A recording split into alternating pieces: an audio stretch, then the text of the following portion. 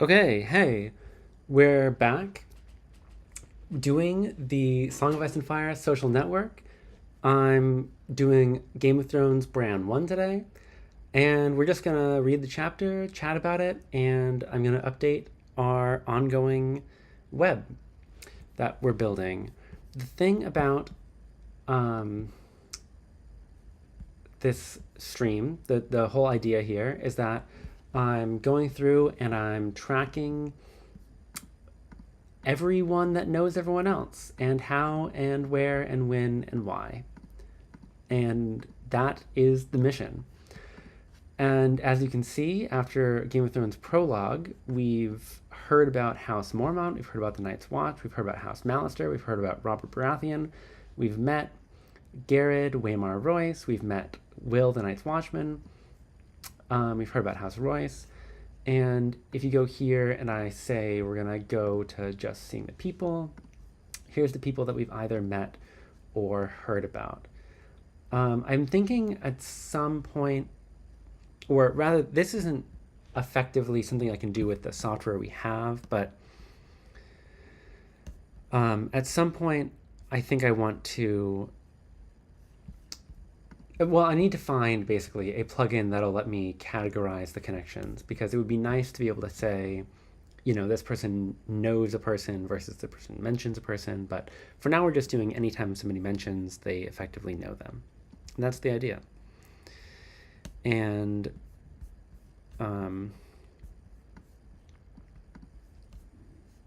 that really is the idea. And we're doing Game of Thrones prologue. Some things that are different from the last stream. I'm not going to have the text up because it's too much for me to keep track of stacking it. And also, like, this is just the more unique part of what I'm doing anyway. So we're focusing on this. And the other thing that's different, or that's the thing that's different. Besides that, I have altered a couple of things since the last stream.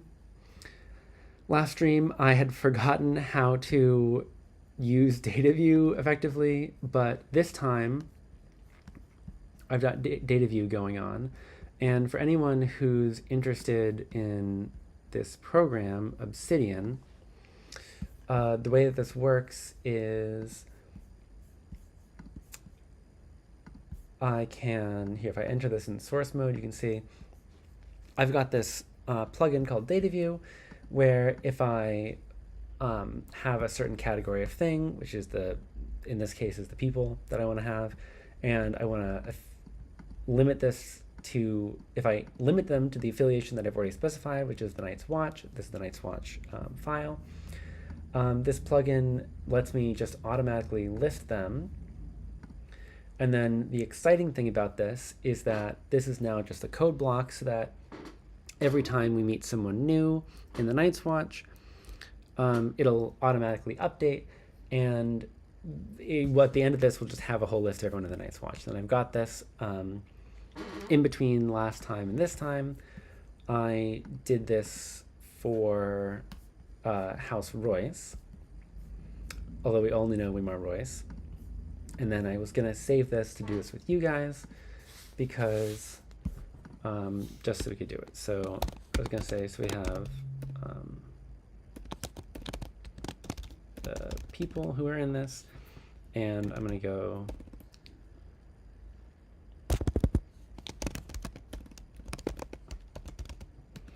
data view list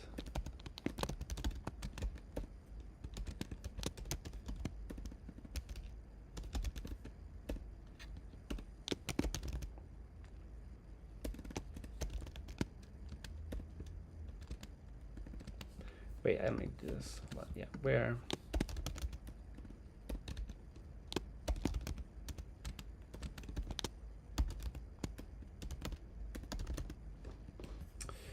Okay, then if I do this, there we go. Jorah Mormont automatically plugged in, and this is the fun thing with Obsidian. It has this mouse over text. So if I go to Jorah Mormont, I know that he's known as the Old Bear. This is all I have for him right now, so that's all we get. In fact, this is even cheating, because in the Game of Thrones prologue, they just call him Mormont. But I threw in that it's Jor, so that we No. Okay, so without any further ado, let's continue on with Bran. So, Bran 1, Game of Thrones Bran 1. Very exciting stuff. This is famously the first chapter that George R.R. Martin wrote about the entire series. So, which is like cool and it's good and bad, right? Like there are some things that there are some parts of this that I feel like must hold the answer to everything in a way, and then there are some things where I'm like, maybe things have changed. I mean, who knows? But here we go.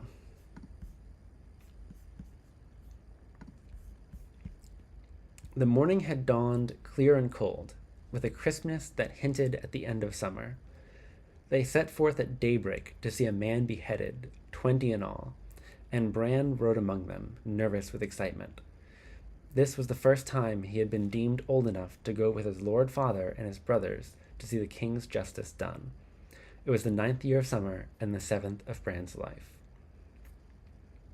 Great chapter. Really cool things. I mean, let's focus on the fact, not focus on the fact, but let's point out we're opening up with dawn.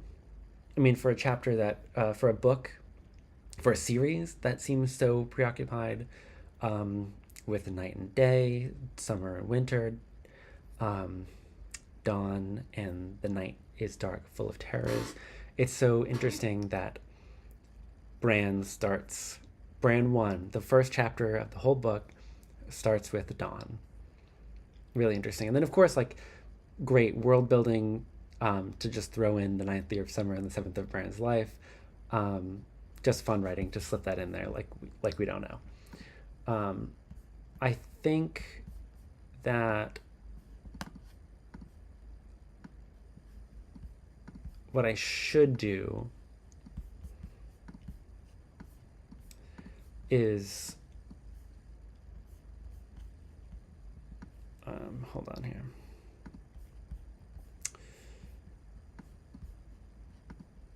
Where did I keep this window? Well, okay, let's do this.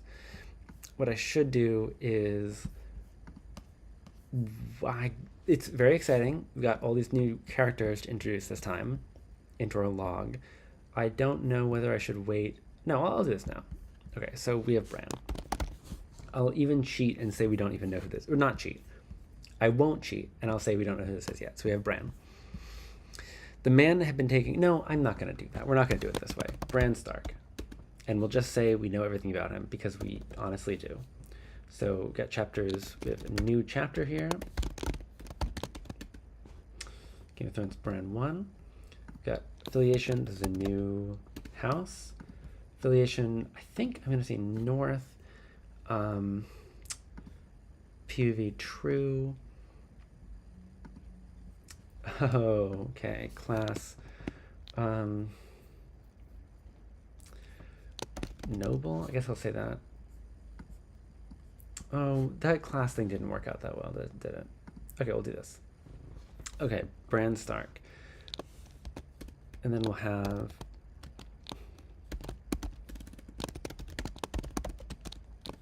Game of Thrones Bran 1, 7 years old. Total. 7 years old.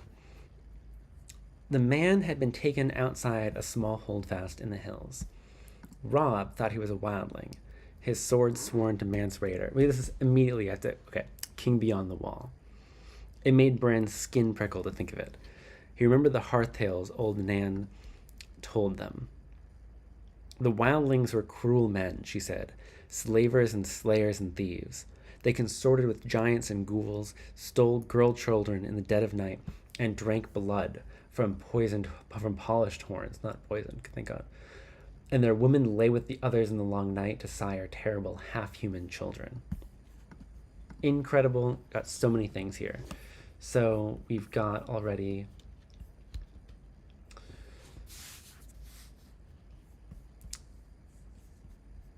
Robb, he knows Robb.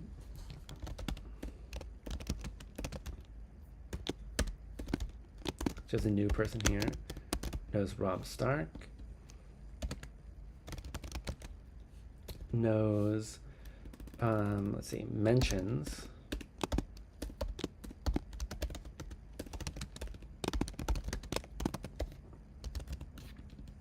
Mentions man's raider.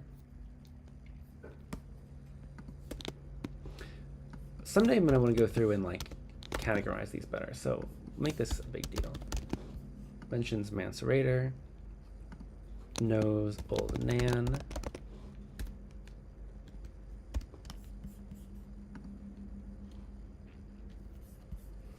And I'll say we mention wildlings, which is going to be a thing later, and others, mentions the others. And what else we got? That's what we've got here. Giants and ghouls. Should I say all of this stuff? Well, no, we'll just do this. Oh, I keep losing my window.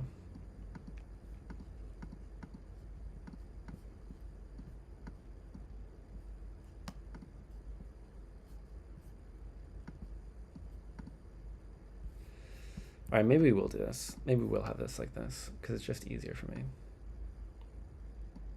Okay, you guys get to see too. Okay.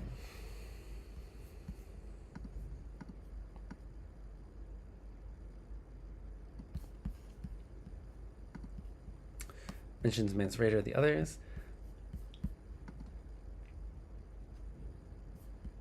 But I'll say we don't know enough about these people to do too much. Although we do know, we'll start man's raider. We'll say, getting ahead of myself here. We'll say we know that he is a wildling.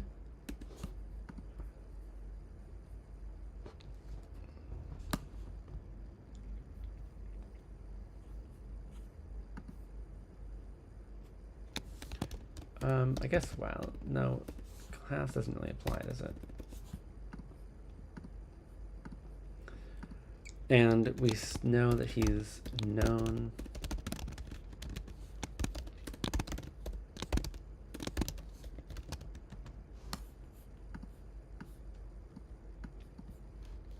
Does he say King Beyond the Wall? Yeah, King Beyond. King Beyond the Wall. Okay. The man had been taken. Okay. But they found the man bound, but the man they found, I'm doing this backwards, the man they found bound hand and foot to the holdfast wall, awaiting the king's justice, was old and scrawny, not much taller than Rob. He had lost both ears and a finger to frostbite, and he was dressed in all black, the same as a brother of the Night's Watch, except that his furs were ragged and greasy.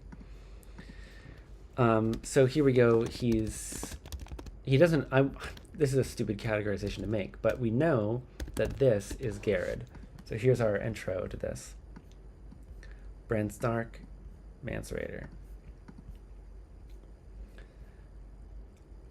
Not much. Oh, and the other interesting thing is that now we can actually add this to Garrett's description seen from a different point of view.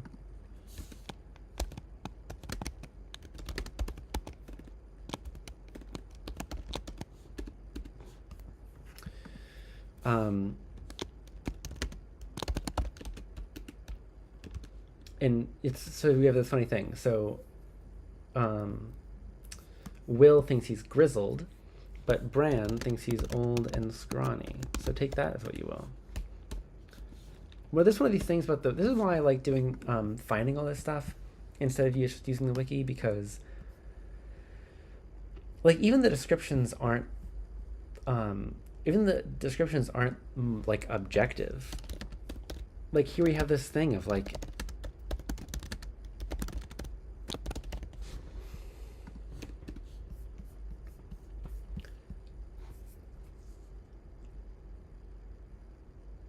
Will knows how scary he is and like recognizes his experience, so we get like him just being past 50 and grizzled.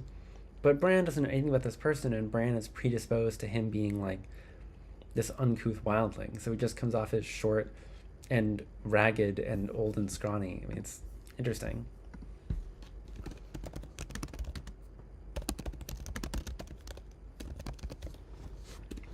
So we get a different perspective on Garrett, and that's what we've got here. So, and this is like a good lesson, like not just in like the writing.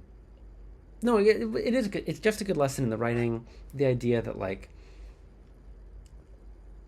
just because the way you see a character from one point of view isn't a character that you see from another point of view necessarily, isn't the way you see it from another point of view.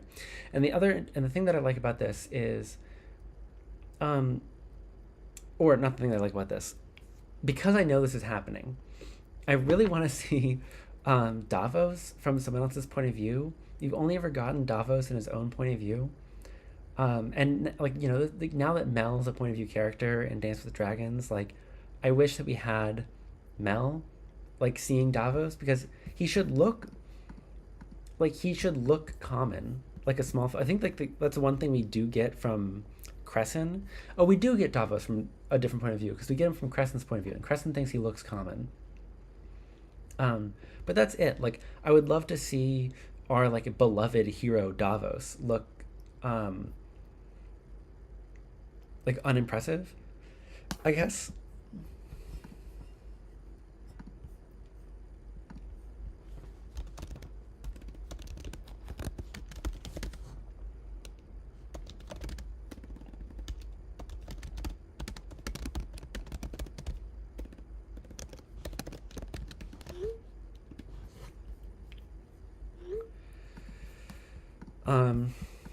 And this is just a great example of that. Like Bran sees Garrett and like doesn't think he's very impressive. I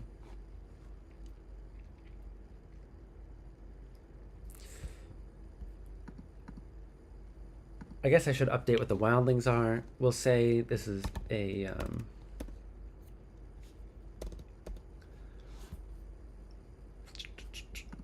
say this is wildling.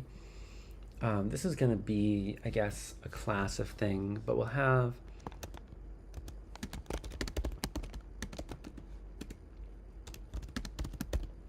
we'll include these descriptions.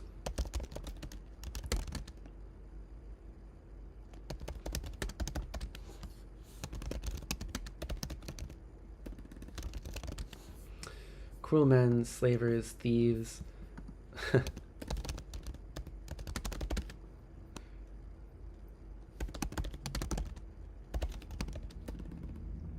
Oh, is it cheating to say that I know giant? You know, I'm going to do it.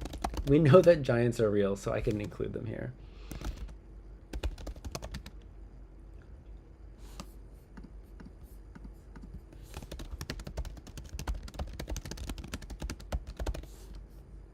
Stole girl children in the dead of night and drank blood from polished horns. I mean, it's a funny thing, like they do like isn't there a line there like at one point where they're like, oh, like I want to use I want to use his skull as the drinking cap.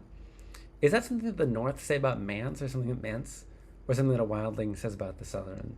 I feel like someone in the North says about Mance. Okay, I don't remember. We'll have to see. We'll have to get to that point when we get to it.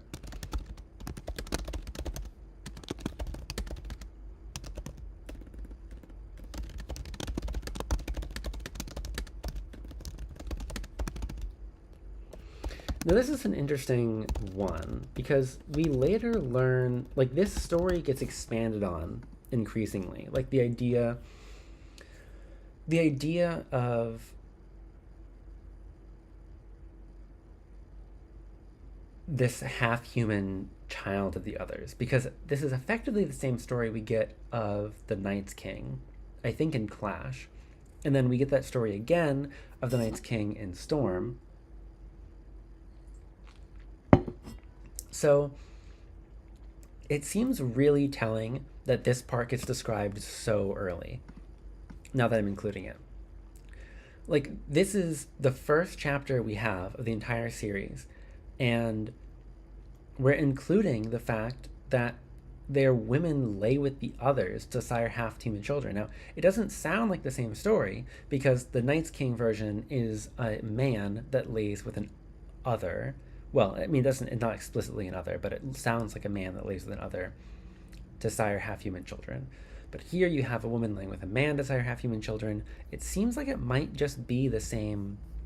I mean, it could just be the same story, which is interesting.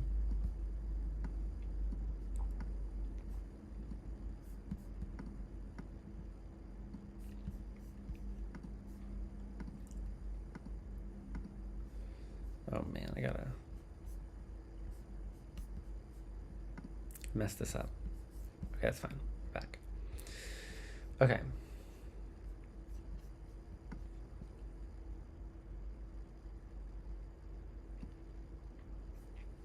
But back to where we were. The breath of man and horse mingled, steaming in the cold morning air as his lord father had the man cut down from the wall and dragged before them.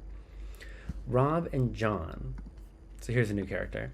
Rob and John sat tall and still on their horses, with Bran between them on his pony, trying to seem older than 7, trying to pretend that he'd seen all this before. A faint wind blew through the cold-fast gate. Over their heads floated the banner of the Starks of Winterfell, a grey direwolf racing across an ice-white field. So here's a bunch of new information as well. We know that Jon's name is Jon Snow, so here's Bran meeting him. Well, not meeting him. And this is our first mention of the Starks of Winterfell, too. So here's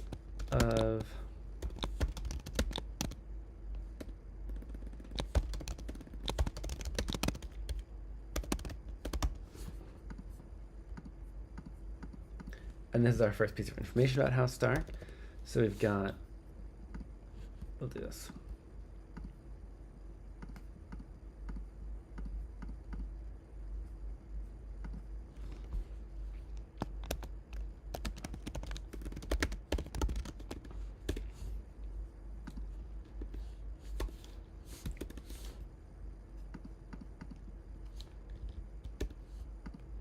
Let's point out their sigil. Grey direwolf racing across an ice-white field. So sick. Grey direwolf racing across an ice-white field. I've heard things, people pointing out that like this, like already, I mean, obviously George Martin doesn't really care about this, but it's funny how this like isn't good heraldry by like heraldry rule standards. It's like one of those things like you don't put gray against white, I guess. It's like one of those rules from old heraldry, but it's stupid that people say that kind of thing because it's kind of like a free-for-all. Like even in the old, like there was a period even before where it's a free-for-all, before like things became canonized and you have rules and stuff. So this is just, it never got canonized. It was just free-for-all. And even if it did get canonized, I mean, if you made your sigil a grey direwolf against an ice-white field like 8,000 years ago or 4,000 years ago or whatever, like even if rules ever began to be established, like quartering and anything else, like you're such an old house, like it doesn't matter. Like you have your own thing. Okay, so Bran's father sat solemnly on his horse, long brown hair stirring in the wind. His closely trimmed beard was shot with white, making him look older than his 35 years. He had a grim cast to his gray eyes this day, and he seemed not at all like the man who would sit before the fire in the evening and talk softly of the age of heroes and the children of the forest. He had taken off father's face, Bran thought, and donned the face of the Lord Stark of Winterfell.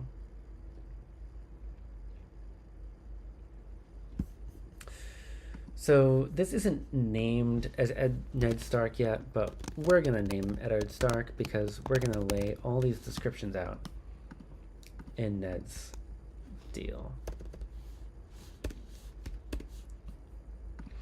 Chapter is AGOT Bran I. We're going to do House, got House Stark, affiliation North, class Noble, I guess we're going to do that, POV false. Lord of Winterfell. Oh, we don't actually know that yet, but we'll put it anyway.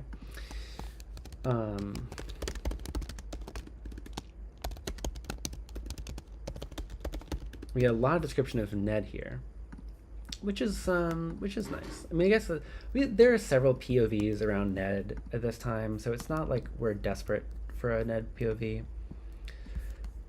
but we'll throw it in. So we have closely trimmed beard, shot with white.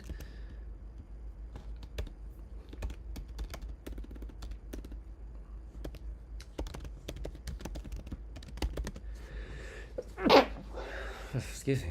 All right, 35, but looks older.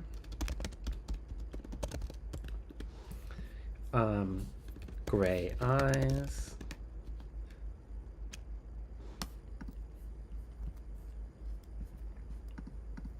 Oh, we got long brown hair. Long brown hair. Long brown hair. The other funny thing, this idea of he had taken off father's face, Bran thought, and donned the face of Lord Stark of Winterfell. Oh, we do have Winterfell mentioned. Okay, that's cool. The funny thing here is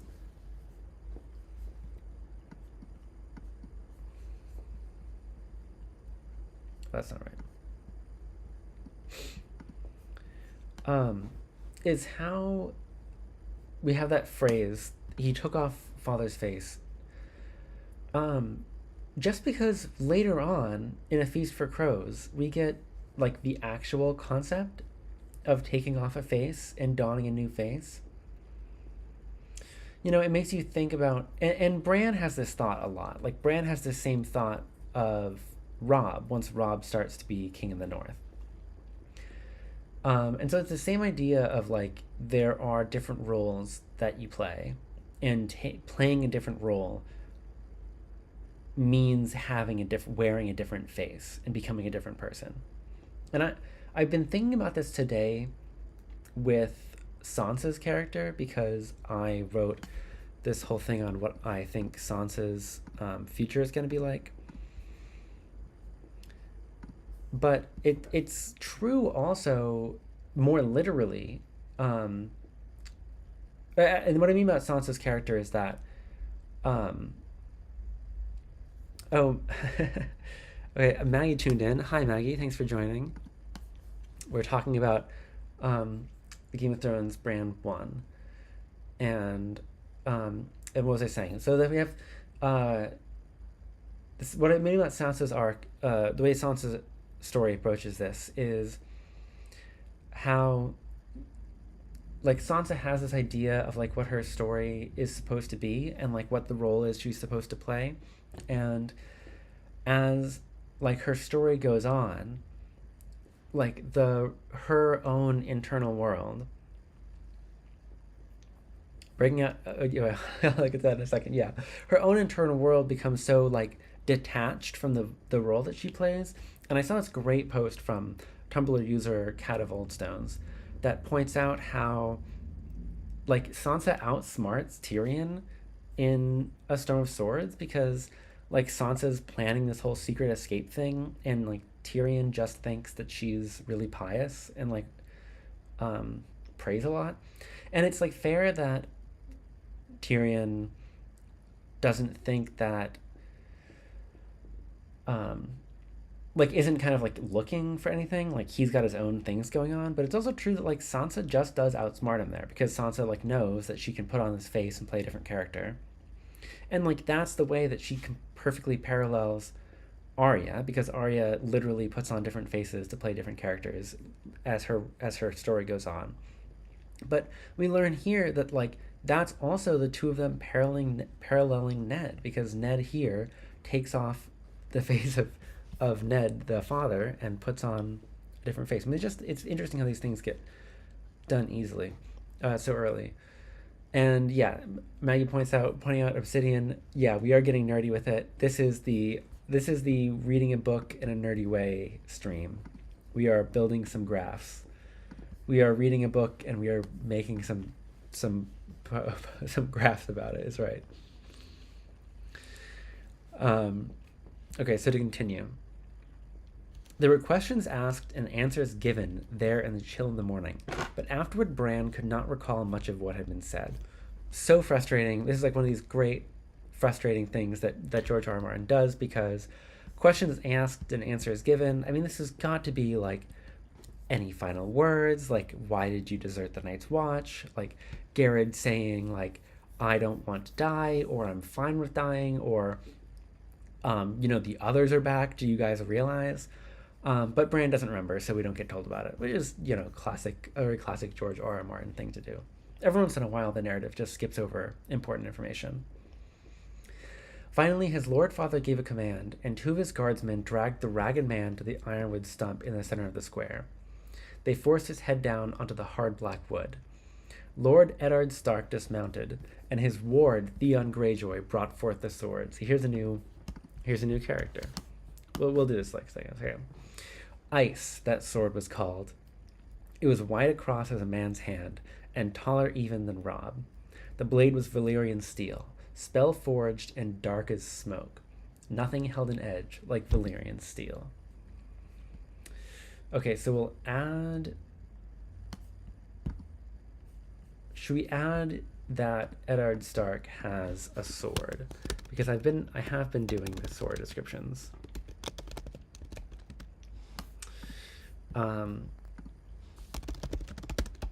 Which is wide across as a man's hand, which is really kind of wide for a sword. I mean, when you think about that, that's a big sword. Although I guess I haven't seen a lot of swords in person, so maybe it's not crazy. No, it's crazy. And taller even than Robb, which we know Robb is about the same height as Garrett, so this sword is like taller than Garrett is. And Ned's about yeah. It's tough. The whole Ned killing Garrett thing, like, it's not right, ultimately. Right?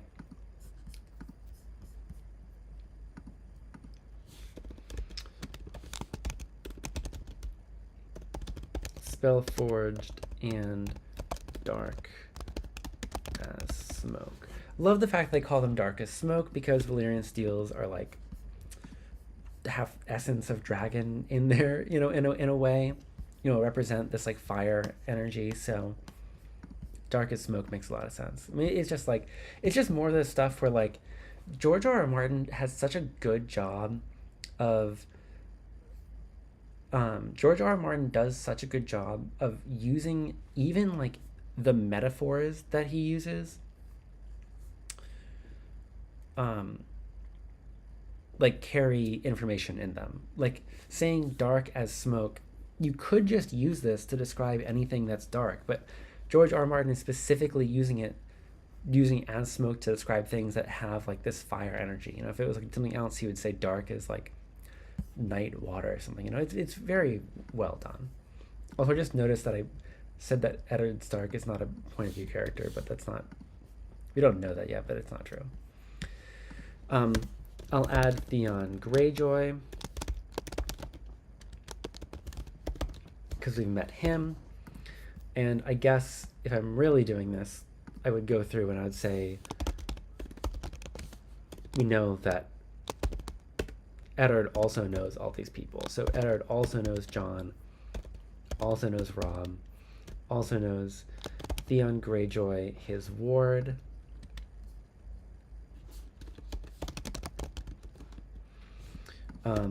We know that he beheads Garrett, so we'll throw Garrett in there. I think that's everyone we've met so far. We'll go back to Bran, because Bran's where we're at here. And I don't think we have any descriptions of Theon yet, so we'll leave him alone for now. His father peeled off his gloves and handed them to Jory Cassel, the captain of his household guard. He took hold of Ice with both hands and said, "In the name of Robert of the House Baratheon, first of his name, King of the Andals and the Rhoynar and the First Men, Lord of the Seven Kingdoms and Protector of the Realm, by the word of Eddard of the House Stark, Lord of Winterfell and Warden of the North, I do sentence you to die." He lifted his great sword high above his head. I mean, this is going to take us. This is so much information. And it's such a good way to introduce it because, of course, you're going to have some kind of ritualized law thing. I mean, this is how, this is why these rituals like this even exist, is to like remind of like the structures of information that are happening at once. And so, like, of course you could do it, but it's just a clever way to do it here. And we get so much more information with this. We get Joy Cassell, household guard. And the other funny thing is that, like, at this point, reading the book, like, you don't realize how many, like, if you're a first-time reader, you don't realize that George R. R. Martin is going to name literally everybody.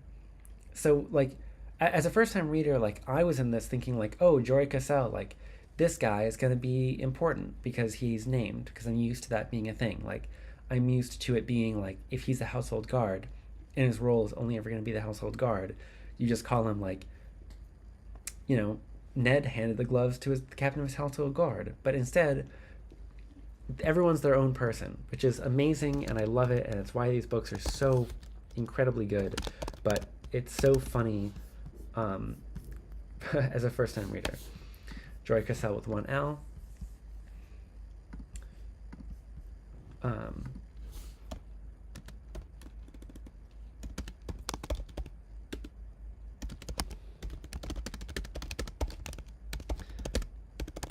And this is where we technically learn that he's Warden of the North, which I'll include here.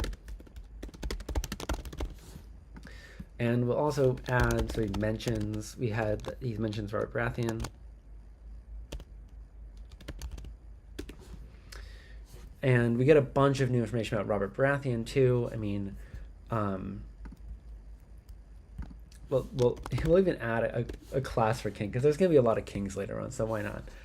And this is I mean, I wish I could just copy paste this, honestly, but... Oh, honestly, wait, hold on. I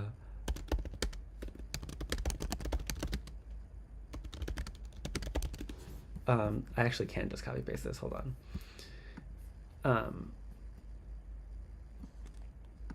So we get Lord of House Browsian, whatever, Fracture of the Realm. So we get this whole list of titles, and, like, sure, we're gonna get a whole bunch of titles, so.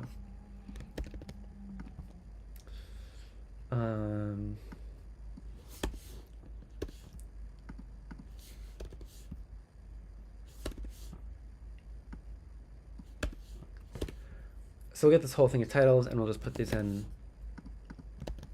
for Robert, and I will add that he's in House Baratheon, so that we know that now, because I haven't made House Baratheon yet, because we didn't know that at the time. Oh, because he didn't get a last name in the last chapter, so that's why. And I don't even know, I mean, should I just... I'm not going to break apart people into Andals and Firstmen and Rhoynar just yet. I could always go back and do this if I wanted to. Edit Stark mentions Robert Baratheon. And where are we at? We have Joy Cassell. I'll make a thing for Joy Cassell. He's in Game of Thrones Bran I. He's in the North. He's not House Stark, he's House Cassell. It's just what he is. And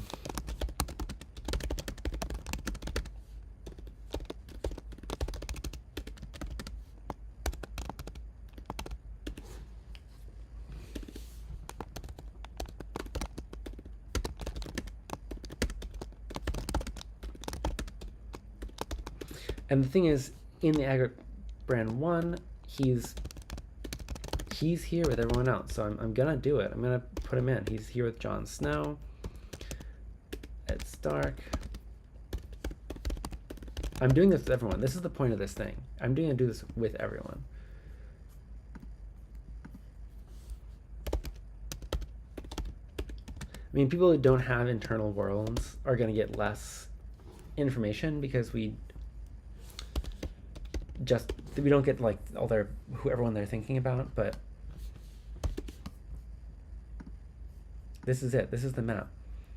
Joy Cassell, here we go. And see how this happens? Like, this is so cool. This is what I love about Obsidian. Yeah, Maggie says, imagine Martin trying to keep track of this stuff without Obsidian. Exactly. That's exactly what I'm saying.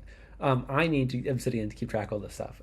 And the thing that I love about Obsidian is, like, as we start to build this information out, like, see how already Bran has become, like, the central node here, because all we have is Bran's point of view.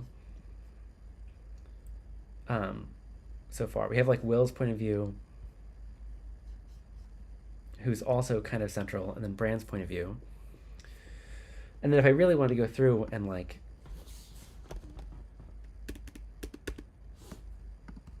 Bran 1, I mean, affiliation north.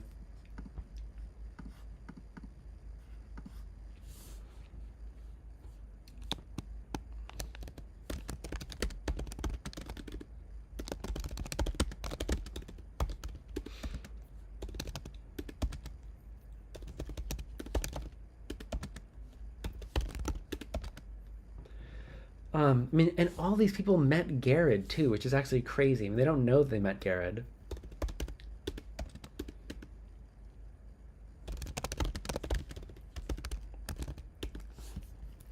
They don't, I guess met is a strong word.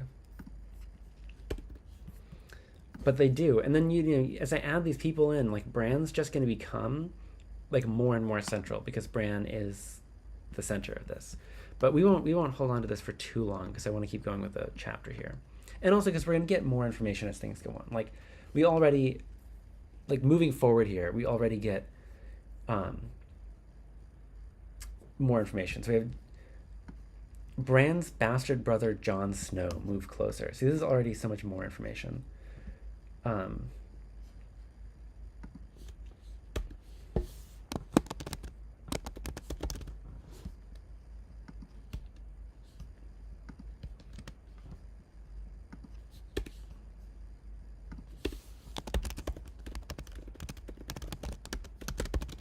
Bastard brother Jon Snow. And in fact, I'll even add Jon Snow now because we got this. Oh, and now we're going to do the whole... Okay, if I do this, all right, affiliation north. House. Do I say House Stark? I mean, this is sort of like... I know I've got this class thing. I mean, he's sort of famously not of House Stark. That's, like, the whole deal. The whole, you know, Dance with Dragons, he's haunted by the fact that how the kings of Stark and the crypts tell him that he's not present. That's nonsense. But, oh man, what can I say? We're going to do it. House Stark. We'll do House Stark. We'll just say it.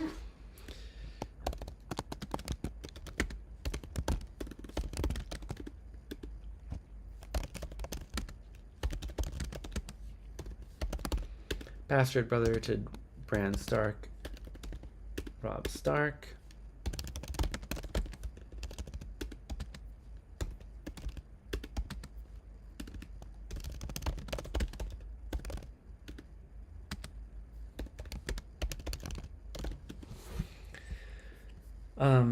We don't know these relationships yet, so I'm going to leave them blank for now.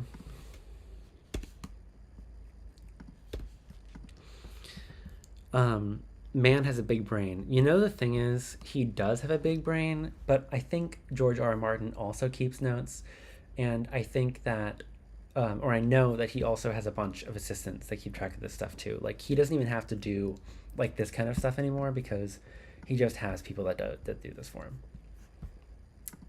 Which is a luxury. I mean, that's amazing. Bran's bastard brother Jon Snow moved closer. Keep the pony well in hand, he whispered, and don't look away. Father will know if you do. This is an interesting thing, like, it's so classic to have this idea of, like, this omniscient father who will, like, know if you aren't enough of a man. But it's also, like, a funny... Like, I guess from what we know of Jon later on for the rest of the book, like, for the rest of the book, we know Jon to be a very, like, caring person. And, like, with that in mind, like, it seems, like, unlike him in a way that he should be so like you have to watch this horrible thing, or like you're not like good enough at something. But it does, like, it makes sense because even now at this time, he thinks that even now at this time he thinks that this is the right thing to do to help his brother. Like he's in a world where he thinks this is the way to become a better person.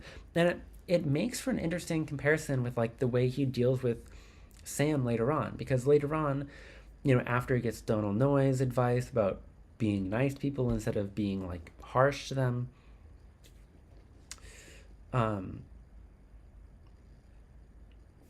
it's even as it goes on about like being nice versus being harsh, like, and then he goes on and like, you know, Sam is like kind of not the type who wants to see a man beheaded, but like John kind of like learns to accept that's an okay to be way to be too. So this is like kind of like a funny, like, or it's not funny, it's like early John, like John when he is still like, you, there's a certain way to be tough and you have to be it. And Bran is tough here. Bran is also a very gentle boy as the story goes on, but not here. Here he's tough. Bran kept his pony well in hand and did not look away. His father took off the man's head with a single sure stroke. Blood sprayed out across the snow as red as summer wine. One of the horses reared and had to be restrained to keep from bolting. Bran could not take his eyes off the blood. The snows around the stump drank it eagerly, reddening as he watched. And then here you have, like, I mean, I'm a real believer in the idea that, like, the werewoods are in some way malevolent or violent. And I'm a real believer in the idea that, like, even, like, I mean, I kind of feel like the werewoods are sort of eating Bloodraven in A Dance with the Dragons, so, and there's like this theory people have about like the idea that the Starks or the North in general used to be doing like sacrifice to the werewoods in a way that's like maybe reminiscent of like the sacrifices to R'hllor, or at least I find it reminiscent in the sacrifices to R'hllor, and I feel like there's a similarity there. Even regardless, like, there is this thing about the werewoods, like they're associated with blood, their sap is blood red. I think there's like this thing about them drinking blood.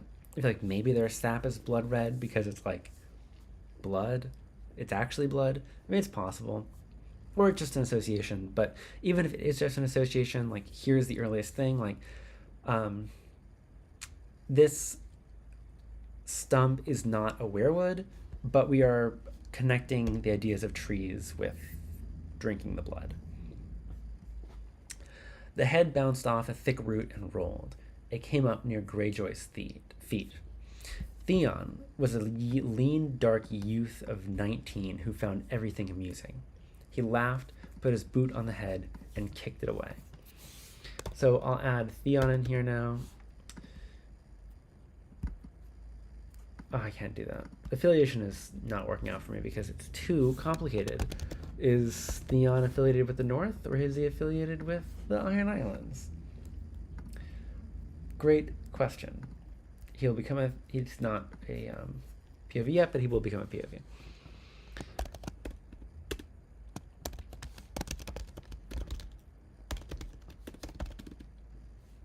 So we have a description. He is a lean, dark youth of 19. And that's probably what I'll say. I mean, we can say that he found everything amusing.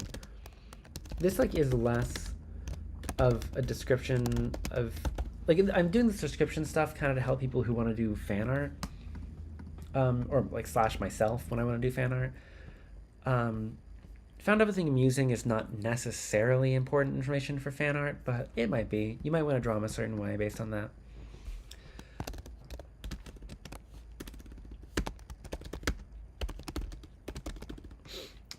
So we'll say that he's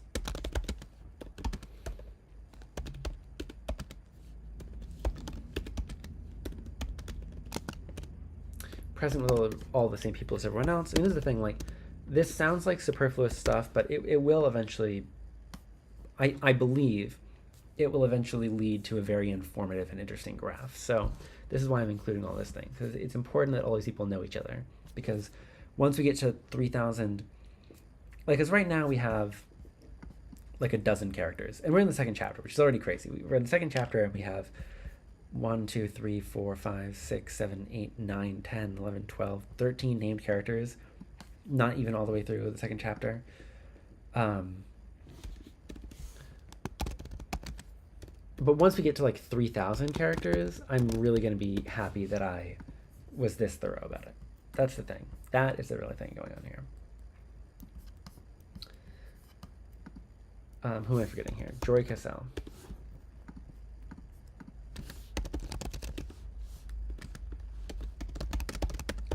And this is just such an early thing of like, Theon, like, you learn more, well, you get like a better sense of the idea that Theon is so callous as a defense mechanism. But this is just such a good like early example of like what an absolute ass Theon can be. Like, there's just no reason to be kicking someone's beheaded thing. Like, oh, and then here, and then here's Jon saying it. Ass, Jon muttered, low enough so Greyjoy did not hear.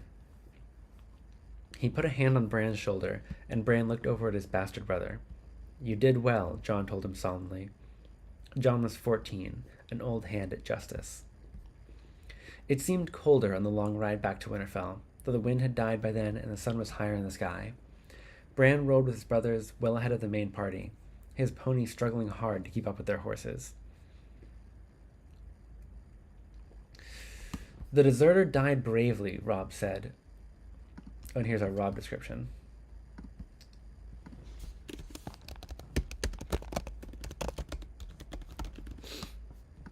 The deserter died bravely, Robb said. He was big and broad and growing every day, with his mother's coloring, the fair skin, red-brown hair, and blue eyes of the Tullys of Riverrun. Oh, again, such a thick sentence with so much information. Like, he looks this way, and he looks like his mom, so even though his mom isn't even here, we know what his mom looks like. And the implication, the implied connection between his mother and the Tullys, so now we know what house his mother was in. I mean, what a dense sentence. So we'll say big and broad, fair skin, red-brown hair, and blue eyes. Like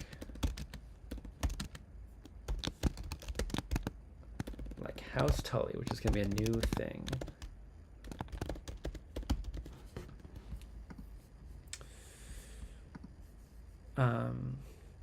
He had courage, at the least. No, Jon Snow said quietly. It was not courage. This one was dead of fear. You could see it in his eyes, stark. Jon's eyes were a gray so dark they seemed almost black, but there was little they did not see. He was of an age with Robb, but they did not look alike. Jon was slender where Robb was muscular. No, yes, dark where Robb was fair, graceful and quick where Robb was strong and fast. So I guess I should also include here for Robb, really quick, that he's muscular,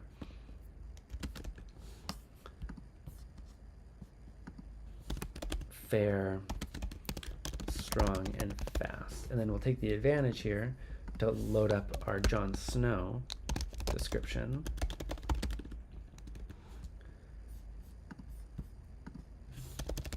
Eyes a gray so dark.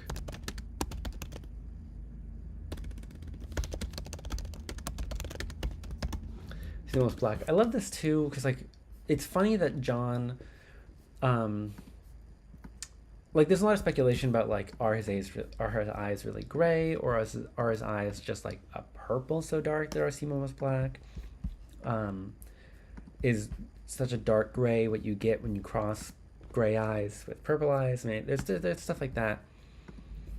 But it's also just funny that like he goes on to join the Night's Watch and be a Black Brother, and he's got black eyes. Like, it's just appropriate. Like, John's just gonna be this um, all black, black eyes, black hair, everything, dark hair. It's great. Um, so we have he's slender.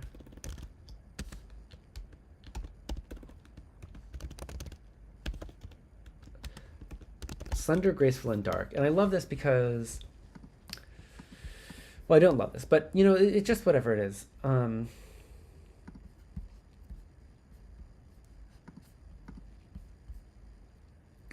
lot of people, I liked people out there that sort of headcanon the First Men as being like not, well, it's not even headcanon. Like, the First Men are just not as fair as the Andals, and that's just true. And I feel like you really get that in stuff like this. Like, Jon Snow is dark in comparison to Robb, whatever that means. Robb was not impressed. The others take his eyes, he swore. He died well. Race you to the bridge.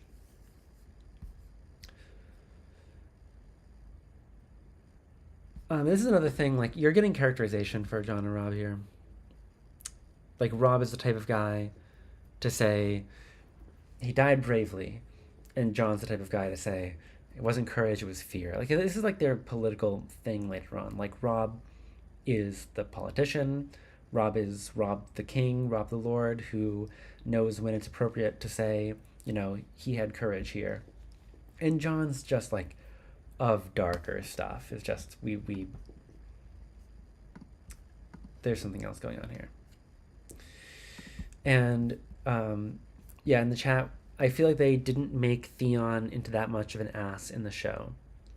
Yeah, that might be true. I don't remember that well. Early seasons Theon. But I feel like they made him pretty sympathetic pretty quick. And even when he wasn't sympathetic, like, he did seem a lot more like human. I mean, Theon gets sympathetic here too, like, later on. I mean, A Dance with Dragons, Theon is, you feel for him. But the show was so cowardly about, like, changing your opinion on anyone.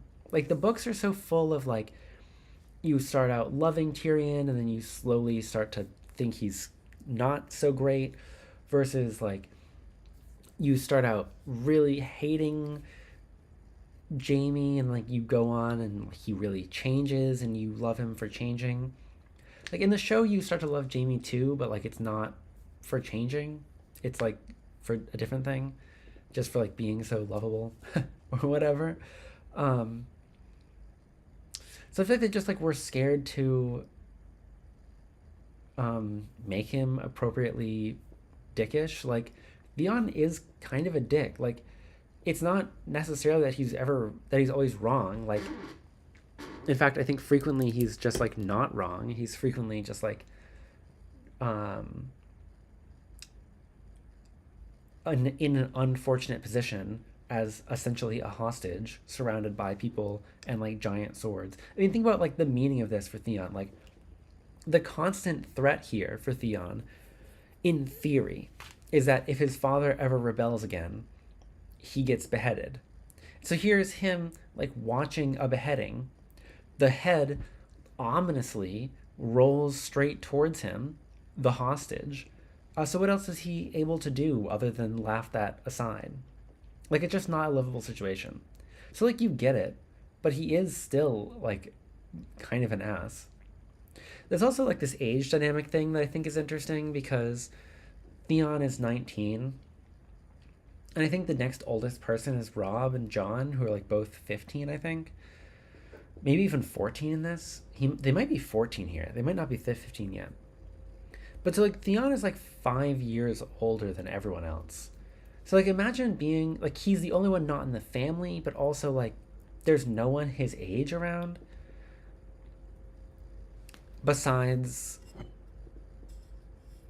I guess, the stray, like, man-at-arms or lesser house person that's serving. You know, like, there's, like, people in, like, the small court that serves the House Stark, but for the most part, Theon's alone here with Robb and Jon, who are... I mean, imagine if you were a 19-year-old and all you had to hang out with is two 15-year-olds. Number one, that would just be frustrating. And then, like, 24/7, you're thinking about the fact that those two 15-year-olds have a dad who could literally kill you at any moment. But, you know, he is a dick. Robb was not impressed. The others take his eyes, he swore. He died well. Race you to the bridge? Done, Jon said, kicking his horse forward. Robb cursed and followed, and they galloped off down the trail. Robb laughing and hooting, Jon silent and intent. Another just character moment. The hooves of their horses kicked up showers of snow as they went. Bran did not try to follow. His pony could not keep up. He'd seen the ragged man's eyes, and he was thinking of them now. After a while, the sound of Robb's laughter receded, and the woods grew silent again. So deep in thought was he that he never heard the rest of the party until his father moved up to ride beside him. "Are you well, Bran?" he asked, not unkindly. "Yes, father," Bran told him. He looked up. Wrapped in his furs and leathers, mounted on his great war-horse, his lord father loomed over him like a giant. "Robb says the man died bravely, but Jon said he was afraid." "What do you think?" his father asked. Bran thought about it. Can a man be brave if he's afraid? That is the only time a man can be brave, his father told him. Do you understand why I did it? He was a wildling, Bran said. They'd carry off women and sell them to the others.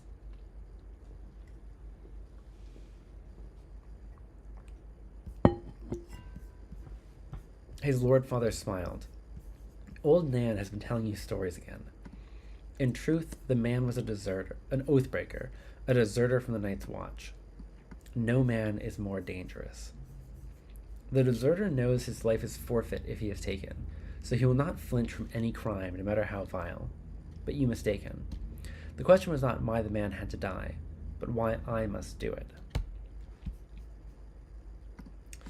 So really quick here, I'm just going to jump in and throw in Ned mentioning old Nan, which is obviously kind of like a we know that they know each other, but it happens. I'm not sure if we'll keep doing this, but he does mention the Night's Watch.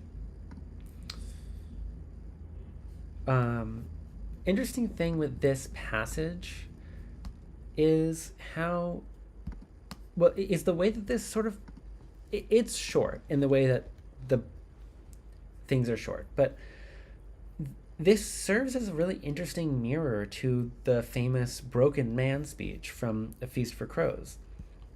You know, Septon Maribald has the whole speech in A Feast for Crows about how men desert from armies and they become lawless because they know that the law has already forsaken them and they have lost their spirit from being in war and all these things. And that's a really empathetic view. And like that's one of these times where Septon Maribald, who is in the small folk and is empathetic to the small folk and all of that, he has this really empathetic thing where he explains to the knights and nobles why they ought to be empathetic to these people. And here, you know, as early as a Game of Thrones Bran I, you know, we have that same thing from the perspective of the law, from the perspective of the lawgiver. Ned Stark is the master of law in this region, and his view is so much less empathetic and so much more harsh. It's the same sentiment that you have a deserter and that no man is more dangerous because he knows his life is forfeit. He won't flinch from any crime, no matter how vile. But it's not, he doesn't wonder why that's the case. There's no mention of why anyone would do that. Why, there's no question of why he would desert to begin with, or why. And of course there's the implication here, like Ned kills Garrett for this, because it's true that if he deserts from the Night's Watch, his life is forfeit. And Ned himself acknowledges that this causes the crime, that because the deserter knows that if he's caught, he will be killed, therefore he is willing to commit any crime. The law here, in this instance, the law of the North and the law of Westeros is creating crime rather than stopping it. But that issue doesn't matter to Ned because he is the law. All that's concerning him is that he has to kill him because no man is more dangerous. But of course, no man is more dangerous because he'll kill him. So it's cyclical. And Ned, and Ned says that, but also doesn't say it. And then there's the interesting thing about the fact that what he's pointing out instead is why I must do it, which is a good question, kind of. Like, why must Ned do it? I mean, it's an interesting idea. Bran had no answer for it. King Robert had a headsman, he said uncertainly. He does, his father admitted, as did the Targaryen kings before him. I need to start that over. He does, his father admitted, as did the Targaryen kings before him. Yet our way is the older way. The blood of the first men still flows in the veins of the Starks, and we hold to the belief that the man who passes the sentence should swing the sword. If you would take a man's life, you owe it to him to look into his eyes and hear his final words. And if you cannot bear to do that, then perhaps the man does not deserve to die. One day, Bran, you'll be Robb's bannerman, holding a keep of your own for your brother and your king, and justice will fall to you. When that day comes, you must take no pleasure in the task, but neither must you look away. A ruler who hides behind paid executioners soon forgets what death is. So I was thinking about this issue with law and death sentence and justice. The thing about, like, law and communally agreed upon punishment and death sentence, in a way, is that you do your best to avoid personal vendettas resulting from it, I think. Like, if you wanted to just take justice in your own hands and kill this person, you know, that person is going to have, like, a friend or a family member who is going to come back and be like, you killed my friend or my family member, and, like, I want to kill you now. But, like, structurally, if you have this thing where, like, as a society, as a community, we've decided that this person deserves to be punished, and then somebody punishes them, like, in theory, like, this person's family members should not be able to go back and say, you, like, punished him, and, like, therefore, like, I have a personal vendetta against you, because it's not personal. It was, like, done by the bureaucracy, in a way. It, like, disseminates the blame throughout the community, which is, like, good and bad, depending on what's happening. But, like, that, people are not immune to that, though. Like, that, in theory, is how that would work, but, like, you have all this historical thing, like, you know, learning about Song of Ice and Fire, learning about medieval history, and this whole thing with, like, headsmen become, like, this sort of caste unto themselves of, like, people that, like, travel from village to village because they can't really stay in one place because people think that what they do is bad in some way, kind of because it is, like, just a guy who kills people, which is probably tough, and, like, people don't really want to interact with the person who killed people, right? So, like, this is one of these things that, like, you learn in the Song of Ice and Fire fandom. And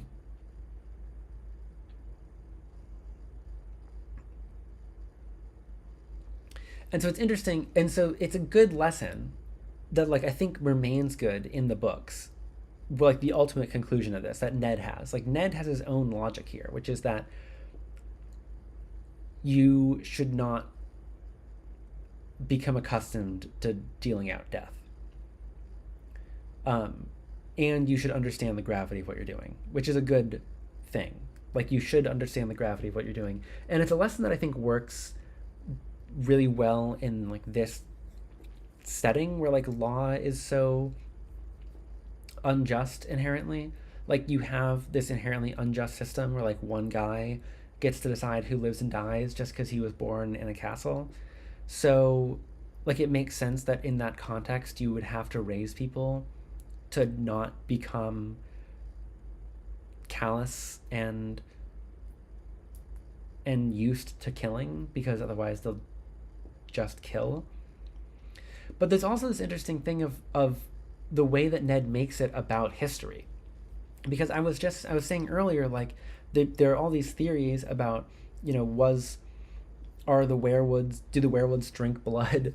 Were people doing blood sacrifice to the werewolves? Were people sacrificing humans to the werewolves in a way that parallels the sacrifices to the fires and R'hllor? And I feel like this points to that. Like, Ned isn't saying like Ned has a logic to this, that you have to understand the gravity of killing someone. But his first answer is just that that's how it's always been done. That the people in the north, the first men, kill people themselves. And like, that's the part of this that's not noble. Like, that's a part of this that is appropriately brutal. And I don't think that this should seem noble. Like, Ned takes it to a noble place because he rationalizes it. But it's also belying this really violent history of the North that Ned is just the latest in the legacy of, where the lords just kill people themselves. Like, that's violence. And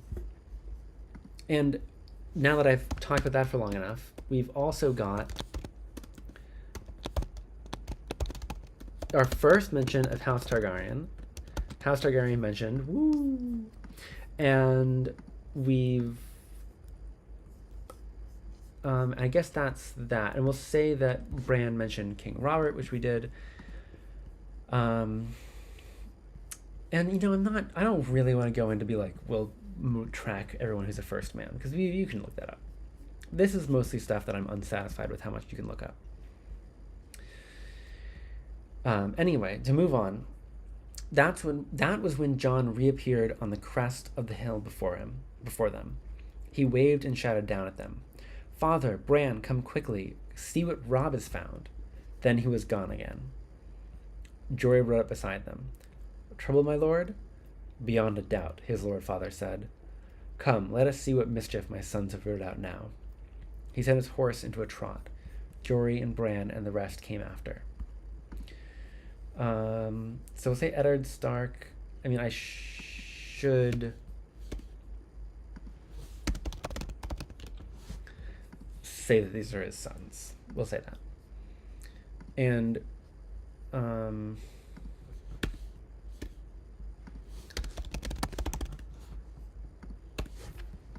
we'll acknowledge that Jon Snow has called Ned his dad now. It would be silly of me to do something like father in quotes. I can't just do that. I mean, okay, maybe I can. Present with his father. It's a quote. It's a quote from the text. I'm not casting this into doubt necessarily. It's a quote from the text. No, I'm just kidding. We know that that's not his dad. Okay. They found Robb on the riverbank north of the bridge, with Jon still mounted beside him. The late summer snows had been heavy this moon turn. Robb stood knee-deep in white, his hood pulled back so the sun shone in his hair. He was cradling something in his arm, while the boys talked in hushed, excited voices. The riders picked their way carefully through the drifts, groping for solid footing on the hidden, uneven ground. Again, this is even it's not a callback, but it's another reference to this concept that we had in the prologue, with the fact that the snow hides uneven footing. That there's going to be some kind of thing where there's these two layers, right? There's the snow, and then beneath it is something unknown and scary. And I don't necessarily buy into the theory that House Stark has some dark secret in its heritage, but it is a popular theory, I know. And if that were the case, I feel like this would be one of the essential metaphors that are doing that. Like, if we eventually learn that, in some way, House Stark, for example, is the product of these half-human children with the others, I think that this would be where we see that represented over and over. It's the idea of the snow hiding this uneven thing. Jorah Cassell and Theon Greyjoy were the first to reach the boys. Greyjoy was laughing and joking as he rode. Classic Theon. Bran heard the breath go out of him. Gods, he exclaimed, struggling to keep control of his horse as he reached for his sword. Jory's sword was already out. Robb, get away from it, he called as his horse reared under him. Robb grinned and looked up from the bundle in his arms. She can't hurt you, he said. She's dead, Jory. Robb was afire with curiosity by then. He would have spurred the pony faster, but his father made him dismount beside the bridge and approach on foot. Bran jumped off and ran. By then, Jon, Jory, and Theon Greyjoy had all dismounted as well. What in the seven hells is it? Greyjoy was saying. A wolf, Robb told him. A freak, Greyjoy said. Look at the size of it. This is again just like Greyjoy is just passively an ass. Like, Theon's reverse response isn't like, whoa, like, cool, exciting. It's what in the seven hells is that? And then, like, I think this I'm sure George R. R. Martin was not necessarily thinking about this when he wrote this part, but I think it is effective in describing the relationship here, that Robb calls it a wolf and Theon calls it a freak for being so large. Like, it's a dire wolf. So this is House Stark's whole thing. And, like, here's a moment where, like, maybe Theon's frustration at being trapped in House Stark is already coming out. Like, this is a dire wolf, and Theon's out here being like, it's wrong, it's a freak. Look at the size of that. But Bran's heart was thumping in his chest as he pushed through the waist-high drift to his brother's side. Half buried in blood-stained snow, a huge dark shape slumped in death. What a cool sentence. I mean, it's really effective at, like, from what it's trying to do narratively, of getting you as curious and as excited as Bran is to, like, build up to the reveal. But I feel like this whole description is also highly metaphorical, because we know that the wolf killed by the stag is, like, in world, that's a metaphor for the way that Ned is going to die and the way that House Stark is going to come apart and rot at the hands of the Baratheon and the Baratheon Lannisters. And I think that the way that these sentences are structured really lend themselves to that metaphor. Like, this doesn't even have to be a wolf specifically. Like, this is the idea that we're going to have blood-stained snow that's going to half bury something that is going to be death. Because that's the others, effectively, like, half buried in the blood-stained snow, a dark shape of death. Like, there's this larger metaphor happening there, I think. Ice had formed in its shaggy gray fur, and the faint smell of corruption clung to it like a woman's perfume. Bran glimpsed blind eyes crawling with maggots, a wide mouth full of yellowed teeth, but it was the size of it that made him gasp.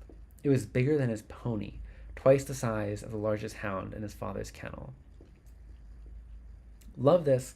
Direwolf is larger than a pony. Really sick, good to remember for things. It's no freak, Jon said calmly. That's a direwolf. They grow larger than the other kind. Theon Greyjoy said, There's not been a direwolf sighted south of the wall in 200 years. I see one now, John replied. Bran tore his eyes away from the monster. That was when he noticed the bundle in Rob's arms. He gave a cry of delight and moved closer. The pup was a tiny ball of gray-black fur, its eyes still closed. It nuzzled blindly against Rob's chest as he cradled it, searching for milk among his leathers, making a sad little whimpery sound. Bran reached out hesitantly. Go on, Rob told him. You can touch him. Really brave, bold assumptions. But it's true. But it's not bold because Rob knows, because Rob is already bonding, because all of these Starks are so confident that these wolves are not going to hurt them because they are already establishing the word connection. Because I think, we're going to get to the whole, like, quote unquote mystery of how Jon knows that Ghost is there. But I think it's not really a mystery. Like, I think, like, we establish later on in the story that the wolves have some kind of supernatural ability to sense where their brothers are and, like, connect mentally. Like, you get this thing later on where, like, Jon has a vision through Ghost where he can see through Shaggy Dog's eyes, almost. So there's confirmed supernatural powers happening with the wolves here, not dogs, with the wolves here. So I think and we know that, there's examples later, and we'll get to them in later chapters, but they're just examples of the Starks having warg tendencies before they even realize that they're wargs. There's the way that Grey Wolf echoes Rob's feelings, and there's Sansa has wolf dreams in this book, I think. And here's the first sign of that, I think. Like, Rob already has connected with Grey Wolf here. And that's how Ghost is going to signal to Jon. Like, Jon and Ghost, even though they don't realize it, are already going to have a mental connection, like, immediately. I think that's what's really going on here. Because why would you assume that the ward connection goes one way? First of all, we know that, like I said, like, Ghost has some supernatural ability to sense, because he senses Shaggy Dog, he senses the other wolves. But also simply the fact, I don't even know, but also simply the fact that the ward connection, I just don't know why we would think that that Ghost can't reach out to Jon back. Anyway, Bran gave the pup a quick nervous stroke, then turned as Jon said, "Here you go." His half-brother put a second pup into his arms. There are 5 of them. Bran sat down in the snow and hugged the wolf pup to his face. Its fur was soft and warm against his cheek. "Direwolves loose in the realm after so many years," muttered Hullen, the master of horse. "I like it not." Alright guys, new character. Hullen is here. I don't know if Hullen has another name. I think maybe not. But here he is. He's in a Game of Thrones Brand 1. We'll say he's with the North. I don't know if we'll say that he's got a house. And he's the master of horse for House Stark in Winterfell. So we got that. And that's, retroactively, we should go back and add Hullen into everyone, because Hullen is just present.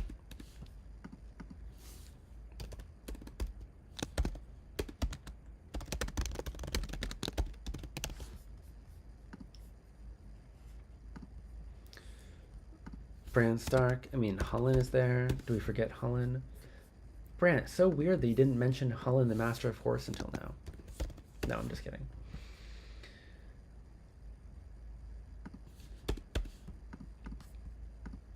And the other thing is, we have the 5 pups, right?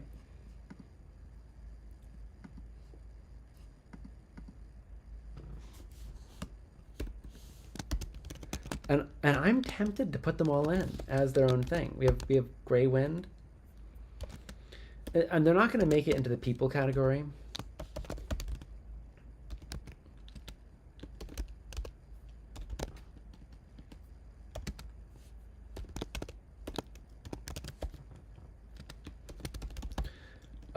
But I do want to create them as files because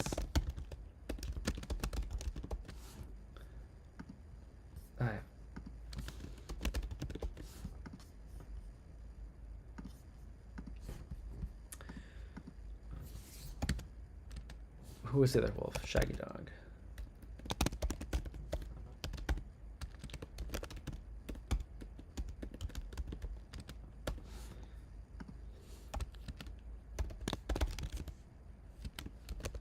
Oh, I shouldn't even call them wolves. I should call them dire wolves. Well, whatever. That's what I gotta do.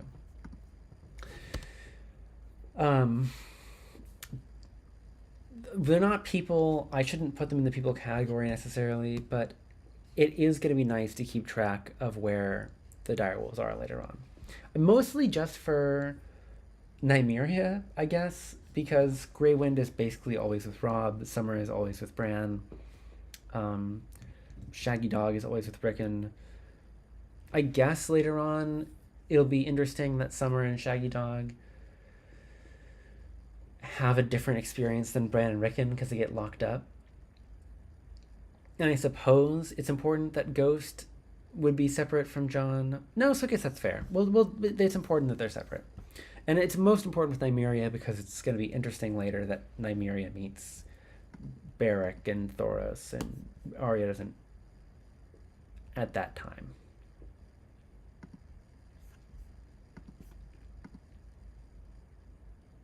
Yeah, I don't know how we're going to break that one down when we get to it, but we'll get to it.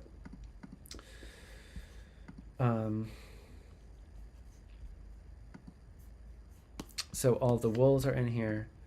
We'll call it them. So Hullen likes it not. It is a sign, Jory said. Father frowned. This is only a dead animal, Jory, he said. Yet he seemed troubled. Snow crunched under his boots as he moved around the body. Do we know what killed her? There's something in the throat, Robb told him, proud to have found the answer before his father even asked. There, just under the jaw. Another great bit of characterization for Robb being like the golden boy, you know, wanting to be good for his father and all that. His father knelt and groped under the beast's head with his hand. He gave a yank and held it up for all to see. A foot of shattered antler, tine snapped off, all wet with blood. A sudden silence descended over the party. The men looked at the antler uneasily, and no one dared to speak. Even Bran could sense their fear, though he did not understand. His father tossed the antler to the side and clenched his hands in the snow. I'm surprised she lived long enough to whelp, he said. His voice broke the spell. And this is another, I mean, it's interesting to me narratively that, because obviously the stag killing the direwolf is such a key symbol. And it's so interesting to me that George R.R. Martin puts this one in the story as a recognizable symbol. Even the characters in the story. It's almost like meta, that like even the characters in the story are looking at this and going, this is symbolic. This means something. And it's cool that they do that, because we don't even know what it's symbolic of yet. On a reread, it's so clear. But at the time, you're wondering what everyone's freaking out about. Maybe she didn't, Jory said. I've heard tales. Maybe the bitch was already dead when the pups came. Born with the dead, another man put in. Worse luck. No matter, said Hullen. They'll be dead soon enough, too. Bran gave a wordless cry of dismay. The sooner the better, Theon Greyjoy agreed. He drew his sword. Give the beast here, Bran.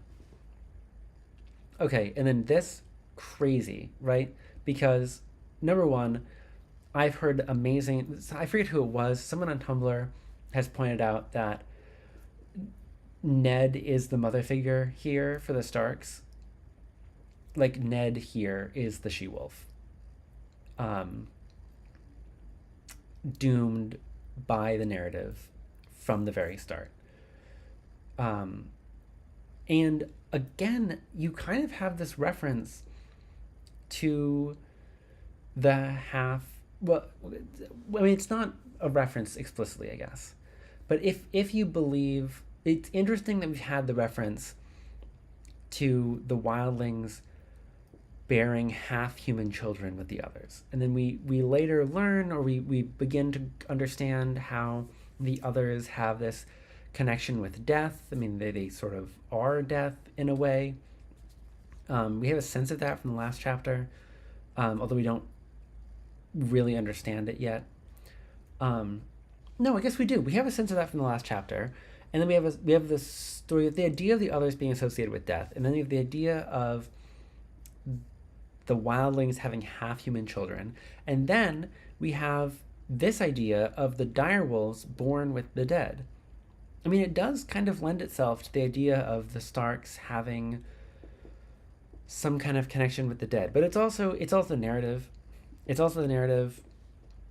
The Starks have bad luck here, just as the thing foretells, because their story is going to begin with the death of their father in a lot of ways. And then what I said was crazy is that here's Theon Greyjoy drawing his sword and asking to be given Bran's direwolf, because and he doesn't kill the direwolf the way he doesn't kill Bran, but already you have this thing where Theon is going to symbolically here, Theon is going to kill Bran. Like, if we see Bran's direwolf as an extension of Bran, then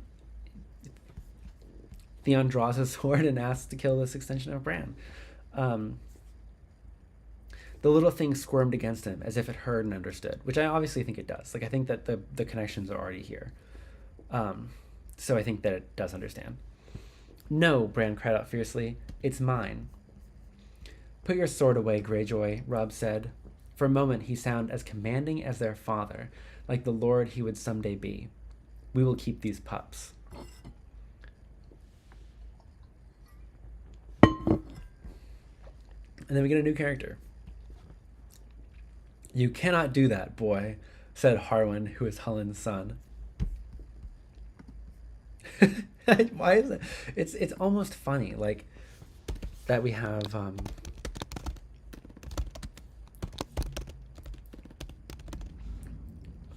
his son Harwin.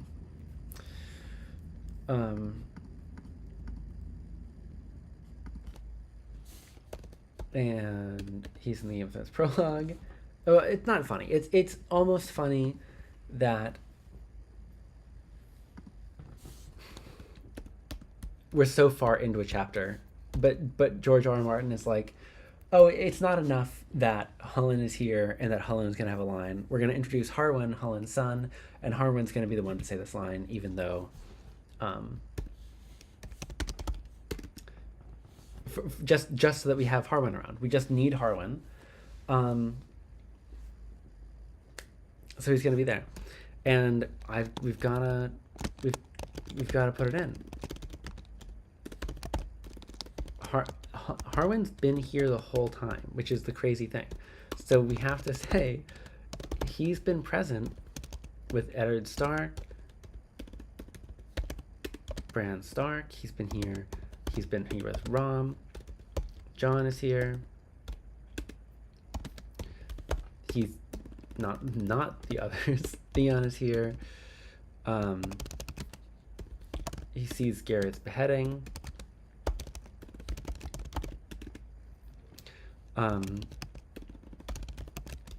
He meets all of the wolves,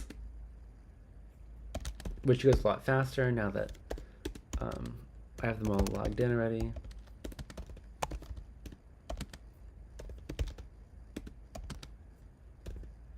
I forgot Lady, which is sad. You can't forget Lady. I shouldn't forget Lady. Shouldn't forget Hullen. Shouldn't forget Jory Cassell as part of this. Technically, I should do this with Hullen too.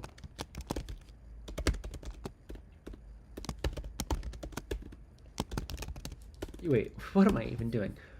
Why would I retype this the whole time when I can just literally do this? Boom. The only difference is that instead of Hullen, we have to say that he was here with Harwin. And in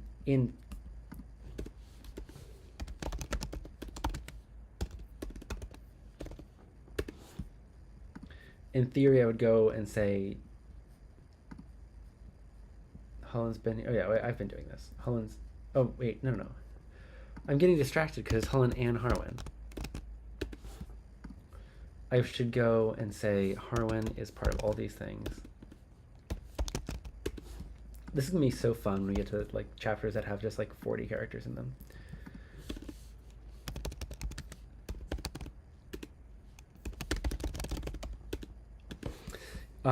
Maybe I'll do this kind of work after the fact, actually, because we'll wrap up this thing and then maybe we'll just hang out for a second while I do this.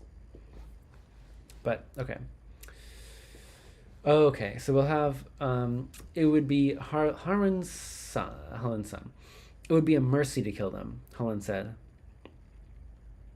Bran looked to his lord father for rescue, but got only a frown, a furrowed brow. Hullen speaks truly, son. Better a swift death than a hard one from cold and starvation. Which, of course, is, like, mirroring what just happened with Garrett, you know? Like, Ned must genuinely think it's better. That rather than be a deserter who is going to die a criminal, that you get a swift death. And then here you have the same thing, you know, better to die swiftly than slowly. And Bran's going to cry about it, which I think is fair, because I think that's sad. No, he could feel tears welling in his eyes, and he looked away. He did not want to cry in front of his father. Robb resisted stubbornly. Sir Roderick's red bitch whelped again last week, he said. It was a small litter, only 2 live pups. She'll have milk enough. So now we have a new person mentioned. I'll note that Robb's the one who mentions him.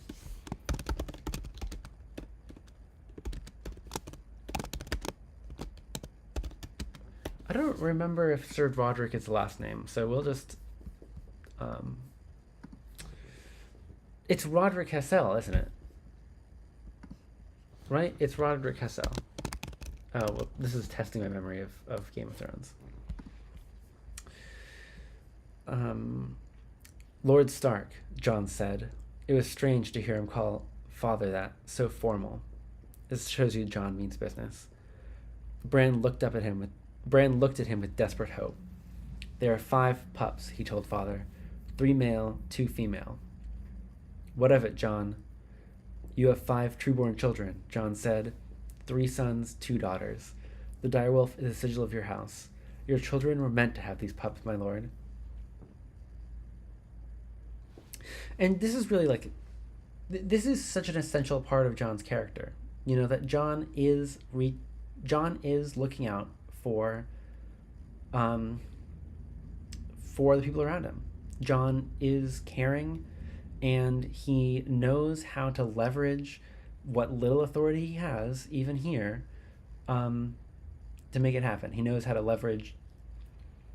He sacrifices himself, even, you know, in a way. Like, he's not going to get a direwolf. He's going to give 2 to Sansa and Arya, even though they're not even here. But he's But he's going to do it so that Bran can have a direwolf, so that everyone else can have a direwolf. And it's a very small self-sacrifice because, you don't need to have a pet direwolf, but it's such an essential thing for him. Like, Jon remains this kind of like self-martyring figure as the stakes get higher and higher and higher. And then, of course, at the end of Dance with Dragons, he is finally obliged and dies trying to save his siblings still. I mean, saying that this is like saving them here is maybe a stretch, but maybe it's not. I mean, it's symbolically it's there. The stakes are incredibly small because this is the first chapter. But Jon, it's just as true that Jon is sacrificing his chance for the Starks. And it works on Ned. Ned understands that this is a sacrifice, and he reacts accordingly. Bran saw his father's face change, saw the other men exchange glances. He loved Jon with all his heart at that moment. Even at 7, Bran understood what his brother had done, and here's what I was talking about. The Count had come right only because Jon had omitted himself. He had included the girls, even included even Rickon the baby. There's the first mention we get of Rickon. I'm gonna throw that in here really quick. But not the bastard who bore the surname Snow, the name that custom decreed be given to all those in the north unlucky enough to be born with no name of their own. We get the final description of what that means to be Snow, why we've been calling him Snow this whole time. Their father understood as well. This is what I guess it does spell it out for you, but you want no pup for yourself, Jon? He asked softly. And again, this is an acknowledgement of the self-sacrificial essence of this. The direwolf graces the banners of House Stark, Jon pointed out. I am no Stark, father. Their Lord Father regarded Jon thoughtfully. Robb rushed into the silence he left. I will nurse him myself, father, he promised. I will soak a towel with warm milk and give him suck from that. Me too, Bran echoed. The Lord weighed his sons long and carefully with his eyes. Easy to say and harder to do. I will not have you wasting the servants' time with this. If you want these pups, you will feed them yourselves. Is that understood? Bran nodded eagerly. The pup squirmed in his grasp, licked at his face with warm tongue. You must train them as well, their father said. You must train them. The kennel master will have nothing to do with these monsters, I promise you that. And the gods help you if you neglect them, or brutalize them, or train them badly. These are not dogs to beg for treats and slink off at a kick. A direwolf will rip a man's arm off his shoulder as easily as a dog will kill a rat. Are you sure you want this? I'm tempted to. I know we name the kennel master later, so I'm tempted to note that he names the kennel master now, just so I can fill that in later.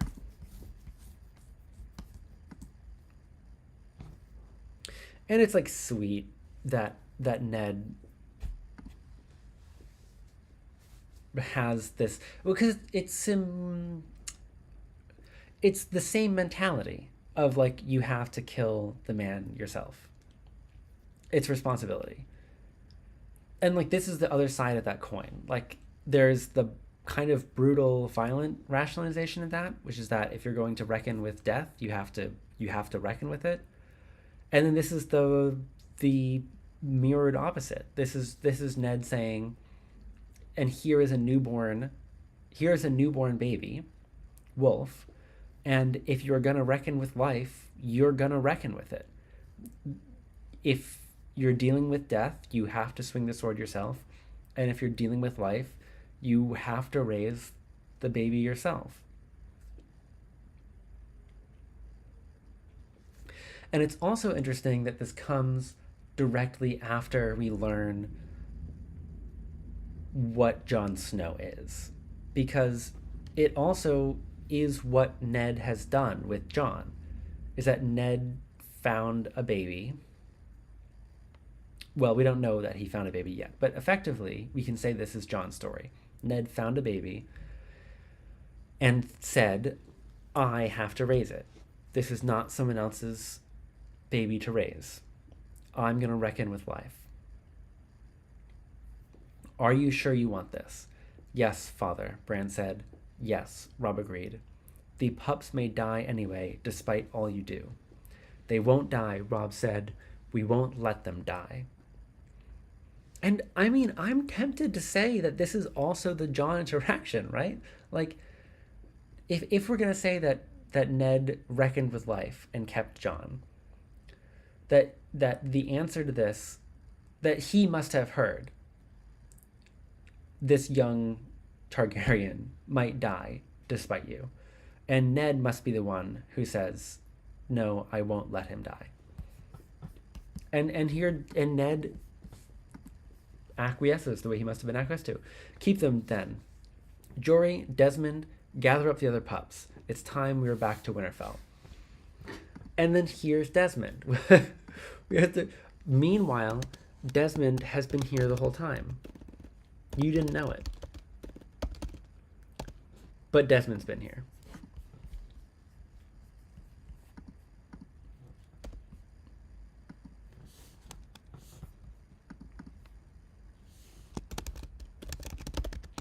And I'll do the Desmond thing as we wrap up. It was not until they were mounted and on their way that Bran allowed himself to taste the sweet air of victory. By then, his pup was snuggled inside his leathers, warm against him, safe for the long ride home. Bran was wondering what to name him. Halfway across the bridge, Jon pulled up suddenly. What is it, Jon? Their Lord Father asked. Can't you hear it? Bran could hear the wind in the trees, the clatter of their hooves on the ironwood planks, the whimpering of his hungry pup, but Jon was listening to something else. There, Jon said. He swung his horse around and galloped back across the bridge. They watched him dismount where the direwolf lay dead in the snow, and watched him kneel. A moment later he was riding back to them, smiling. He must have crawled away from the others, Jon said. Or been driven away, their father said, looking at the sixth pup. His fur was white, where the rest of the litter was gray. His eyes were red as the blood of the ragged man who had died that morning. Bran thought it curious that this pup alone would have opened his eyes while the others were still blind. An albino, Theon Greyjoy said with a wry amusement. This one will die even faster than the others. Jon Snow gave his father's ward a long, chilling look. I think not, Greyjoy. This one belongs to me. Really sick. God. And this is Jon. Jon says, I'm going to reckon with life. I'm going to make a stand and make life and decide to protect life. And that's so essential for Jon's character. So it's so fitting that this would be the final line. And it's also, we have the hints, the first hints in this chapter of how Jon Snow is going to be ostracized. Because it's not so obvious here. Like, you get the growing understanding that Jon Snow is apart from the family. He has the same father and half brothers, but has a different name, and you kind of learn that. And then it's sort of interesting. I mean, it's really cool.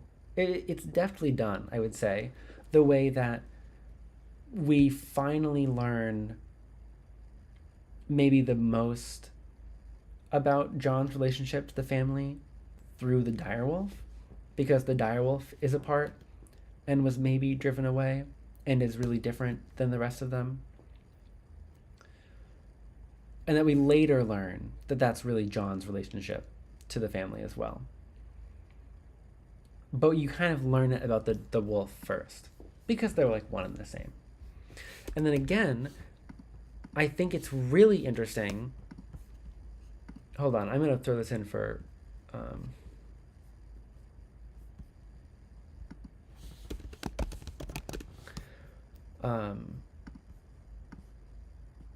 we have this whole block about meeting Grey Wolf, so we'll throw that in here. I'm gonna make Ghost.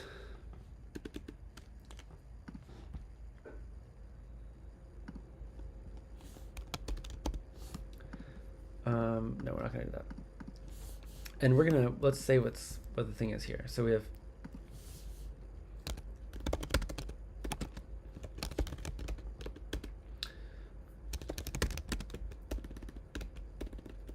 and we have the eyes as red as the the blood of the ragged man.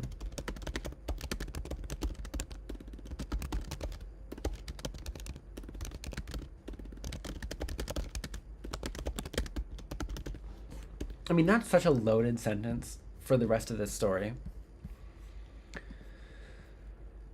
The ragged man who died in the snow that morning.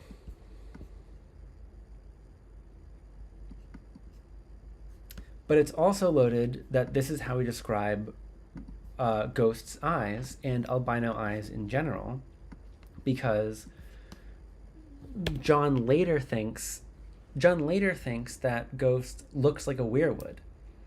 And we get the connection later that the werewolves have eyes, look like blood, and all this. But it's all connected here. The werewolves are like blood. The werewolves' eyes are like blood. Ghost's eyes are like blood. It's all there. Okay, so that's the end of the chapter. And I think this time I'm just going to hang out for a second longer. We're wrapping up. We're basically wrapping up at this point. It was another 2-hour-long stream. And I'm just going to do, if anyone wants to chat, we'll chat. And otherwise, I'm just going to be doing a little bit of the, busy work here. Like the fact that we have to include the fact that everyone here meets all of the wolves.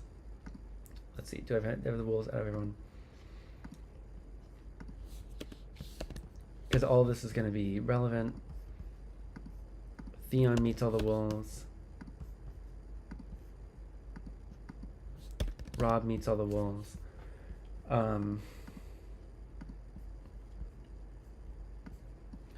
Joy Cassell, Helen Harwin. I mean, we'll just say this for everyone.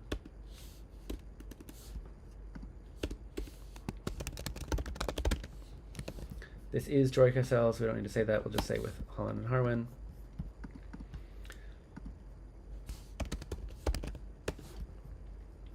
It's true for John. Let's see, Bran. Yeah. Have we done this with... No, so we'll say Joy Cassell. Helen Harwin. Oh, and Desmond. Oh my goodness. Desmond is also here. So this is actually this. Joy Cassell, Helen Harwin, and Desmond.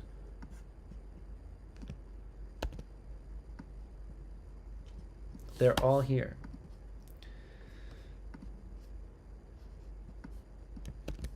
Joy Cassell, Helen Harwin, and Desmond. John is with them. Bran is with them.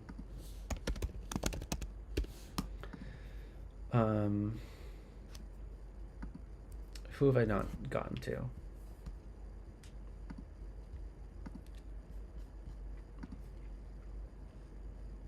I think that might be everyone. Got John, got Rob. Haven't included that Theon is with John here.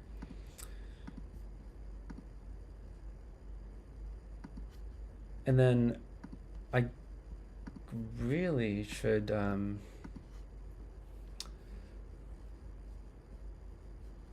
yeah, and so Harwin's at the beheading, he's at the beheading, and then we'll have Desmond. Desmond's totally new, kind of, not actually new. He's in the north. We'll say affiliated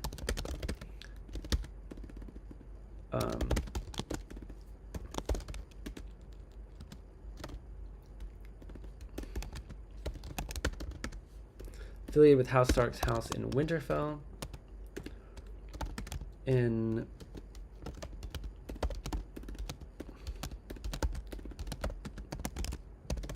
an unknown capacity so far, and then Game of Thrones prologue.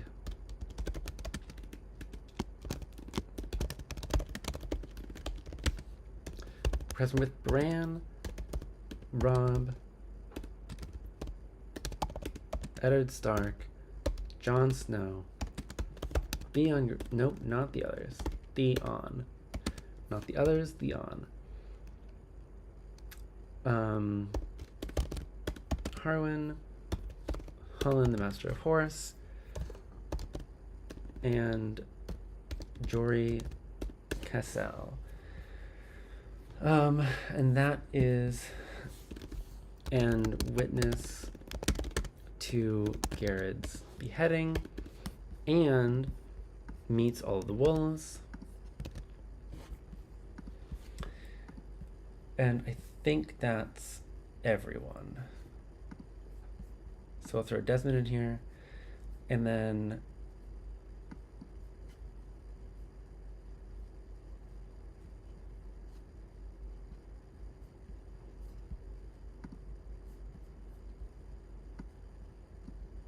let's see, where's Bran? Okay, here's Bran. And I guess all these guys are, oh, and you know what else? This is sort of silly to say, but Game of Thrones Bran I, he does cross paths with everyone. Beheaded by Eddard Stark.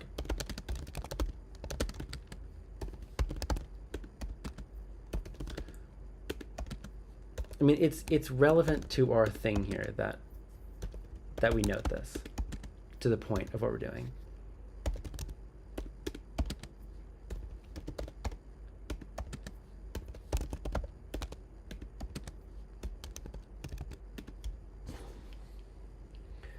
Beheaded by Eddard Stark in the presence of all these characters. And that's interesting because that makes Garrett our central node here right now. I mean, Bran is obviously central to a lot of things structurally, but a lot of, I mean, these people are all just in one scene together, so they all have the same connections. Or they ought to.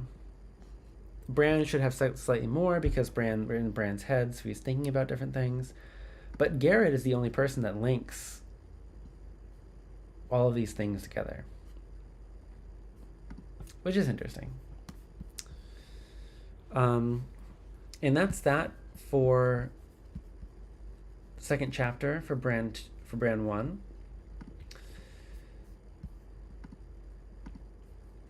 We've grown our web significantly, and actually for fun, let's watch how it has grown so far. So here's our web growing as I've entered it, as we've met new characters.